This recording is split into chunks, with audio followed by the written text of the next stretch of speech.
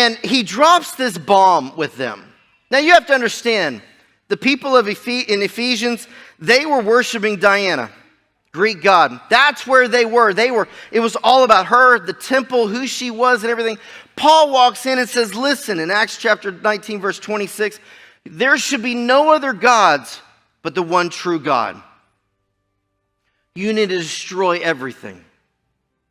You need to take the great temple and despise it. To walk away from it. And along with the temple of despising the temple, you need to also completely dismantle all of her magnificence, her glory that you've added to it. Now, the people there became a protest and an uproar. Biblical word for riot. There was a huge uproar. All the town folk, everyone rose up, and they all went to the theater. Now, I didn't say Paul was in the theater. Now, Paul didn't say anything negative per se. He wasn't being blasphemous according to their rules. He said everything about there's only one true God. Anything else that is made by man's hands needs to be destroyed that you worship. Do we have an argument there? We all agree with that. So this is where Paul's at with the people of Ephesus. I'm not even going to try and say it anymore.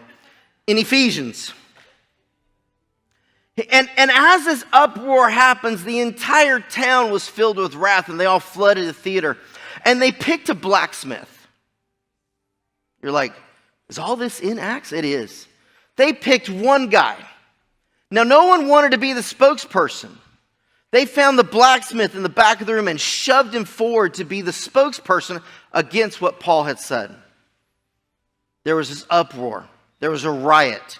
It went on for hours. And all of a sudden this blacksmith comes up. He goes, this is what we're going to do.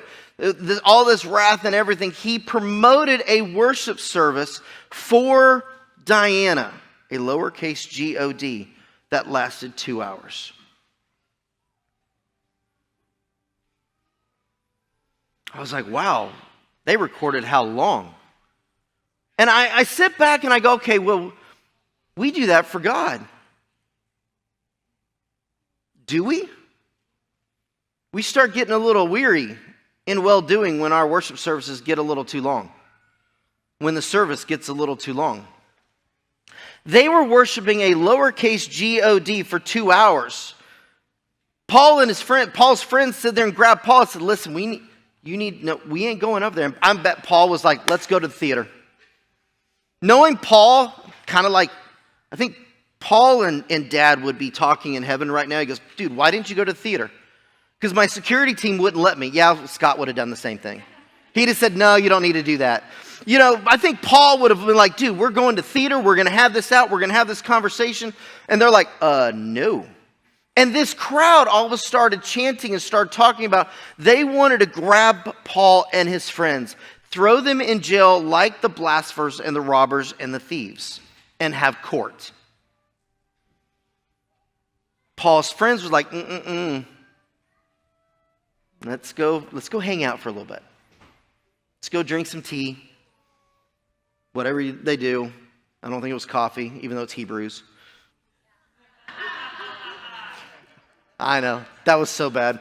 I've always wanted that joke. This is the first time and it didn't go anywhere. It's not even in the notes. It was last minute kind of thing. It's a bonus. After the crowd dissipated, we jump to chapter 20 in Acts. And verse 1 starts off and saying, after the crowd ceased, after the uproar, after the riot after all the protesters and crowds and the riot kind of died down, Paul called the disciples together, embraced them, and left town. He called them together. He hugged them. He said, thank you so much for the time. Thanks for the tea and the coffee. He dropped a bomb with the people of Ephesians, and he goes, I'm out.